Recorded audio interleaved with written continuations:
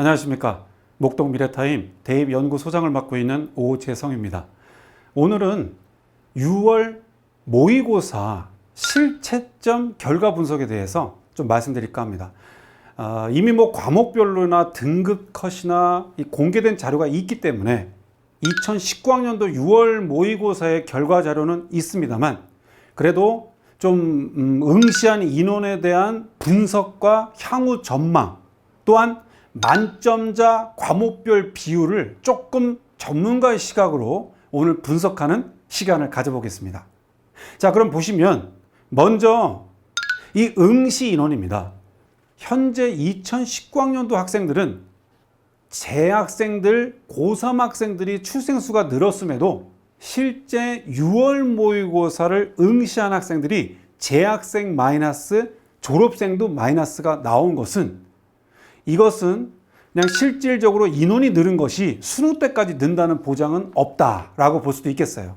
그러니 이 응시한 인원, 모의고사 응시한 인원입니다. 그 응시한 인원에 대한 부분은 인원이 늘었다고 해서 다 는 건 아니니까 너무 겁먹지 않아도 되겠구나. 이렇게 해석하시면 될 것 같고요. 그 다음에 과목별로 만점자 비율입니다. 국수영만 좀 체크를 해보면 국어에 대한 이번 6월 모의고사의 만점자 비율입니다. 자, 만점자 비율에 대한 부분을 파악하는 이유는 뭘까요? 그것은 그 해의 모의고사와 수능에 대한 부분을 난이도를 파악할 수 있는 기준입니다. 당연히 모의고사의 난이도를 파악할 땐 만점자, 국어를 다 맞은 학생이 많으면 그만큼 쉬웠다는 거겠죠. 당연하겠죠. 또 만점자가 줄었다면 힘들었다는 거겠죠. 그렇다면 이번 6월 모의고사는 어땠을까? 체크해 본다면 정확하게 국어는 1309명으로 비율을 따지면 0.25%입니다. 그러면 만점자 비율은 보통이 1%, 2% 이렇게 되는 적정 4%가 1등급이거든요. 그러면 만점자 비율이 4% 이내면은 아무래도 좀 빡빡한 시험. 그런데 작년 수능은 국어가 0.61%, 이번 국어는 방금 말씀드린 대로 0.25%. 그러면 작년 수능보다 역시 만점자가 더 줄었다는 거겠죠. 그래서 국어에 대한 부분도 실질적으로는 좀 만만치 않게 작년에 1등급 컷이 94점, 이번이 91점을 예상하고 있기 때문에 역시 만점자 비율도 줄었다. 이렇게 해석할 수 있고요. 그 다음에 자연계 이과 학생들이 응시하는 수학 가형입니다. 수학 가형은 작년 수능은 0.10%, 0.1%라고 보면 되겠네요. 0.10%. 이번에 2019학년도 6월 모의고사에 가형을 응시한 이과 자연계 학생들은 0.03%. 그러니까 이미 국어도 작년 대비 수능 대비 빡빡. 그 다음에 수학도 만점자만 놓고 봤을 때는 치열했던 이번 가형의 만점자 비율. 정확하게요. 이과 가형 응시한 학생들의 만점 인원은 59명입니다. 59명.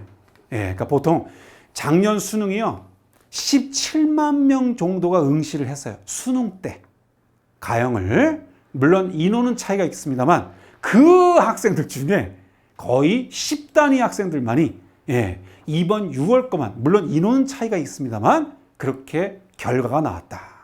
수학 나형 문과생들, 인문계 학생들이 응시하는 나형의 기준은 작년 수능은 0.11%, 그 다음에 이번 6월 모의고사는 0.05%입니다. 다 반반씩 가고 있죠. 그래서 0.05%, 인원은요 146명이 만점 비율로 결과를 나왔습니다.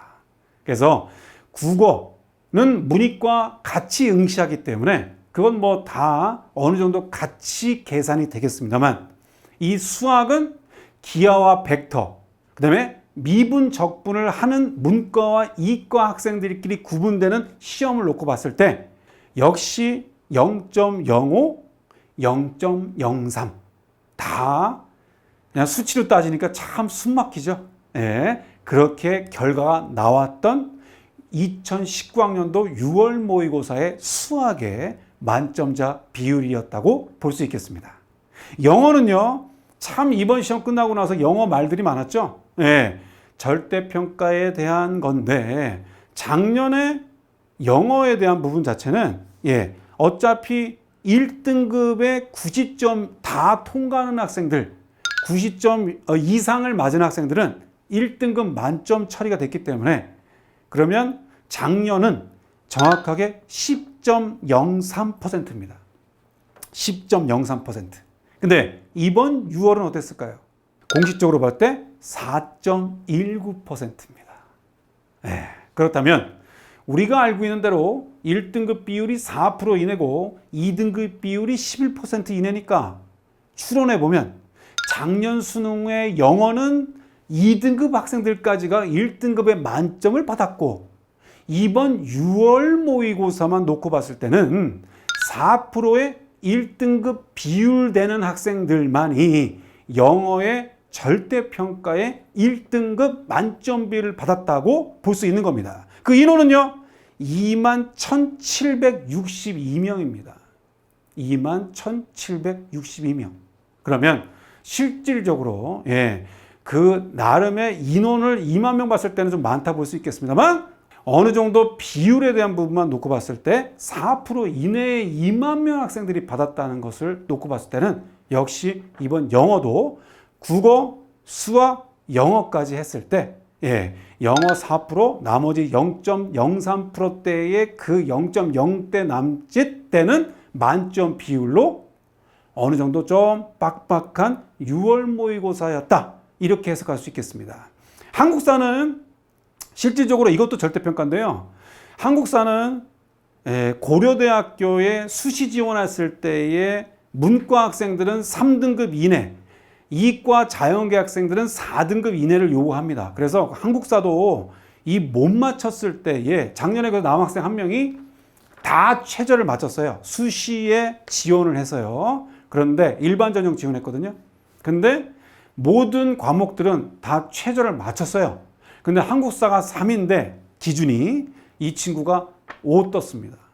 그래서 웃음이 나오면 안 되는데 너무나도 씁쓸하게 다른 학교 감사하게 추가 합격됐습니다만 그래도 이 한국사 때문에 최저를 못 맞췄어요. 그래서 한국사는 작년 수능에서의 1등급 비율, 이것도 절대평가니까요. 50점 만점입니다. 그래서 1등급 비율에서의 기준 자체는 실질적으로 12.84%였습니다. 12.84%. 거의 2등급 분류되는 학생들까지 한국사를 어느 정도 만점을 받았다. 이번 모의고사는 한국사는 13.04%. 13.04%니까 작년하고 1% 남짓 차이가 나기 때문에 어느 정도 인원은 6만 7천 명 정도 됩니다. 한국사의 만점자 비율입니다. 그래서 그래서 한국사는 큰 리스크는 없었고 역시 국어, 수학, 영어 그다음에 다음에 한번 또 탐구를 얘기하겠습니다만 탐구 과목에 대한 부분도 결과적으로 만만한 과목은 없었기 때문에 이번 6월 모의고사가 만약 수능이 전제 조건이라고 해서 추론해보고 이대로 난이도가 나온다고 가정했을 때는 아마 재학생이고 졸업생이고 정말 만만치 않은 후폭풍의 결과를 맞춰서 수능 최저에 수시가 적용되는 걸 못 맞추는 학생들도 생겼을 것이고 정시에서도 특정 과목이 잘 못 나와서 정시 지원하는 부분도 좀 빡빡한 전략이 세울 수 있었을 것이라 예상됩니다. 그래서 남은 기간은 이제 이 6월 모의고사는 보통 저는 개인적으로 분석할 때는 6월은 좀 실험적이고 좀 빡빡, 하드 이렇게 내고요. 그 다음에 9월 모의고사는 약간 유하게 내서 6월과 9월 모의고사의 평균점의 난이도를 찾아서 수능에 낸다, 출제한다라고 저는 늘 해석합니다. 그렇기 때문에 이번 이후에 기간부터 기말고사 이후부터의 여름학습에 자신이 부족한 과목에 대한 부분을 좀 꼼꼼하게 체크를 해서 9월 5일 날 있는 수능 모의고사 또 그것도 분석해 드리겠습니다만 9월 모의고사를 대비해서 체크하고 남은 2달 남짓의 수능에 11월 15일 수능을 최종적으로 잘 끝내는 남은 기간의 학습법이 필요할 것이다. 이렇게 말씀드릴 수 있겠습니다. 이상으로 오늘 이 6평의 분석을 통한 향후 대비 전략까지 만점자 비율 기준으로 말씀드렸습니다. 이상 오재성 소장이었습니다.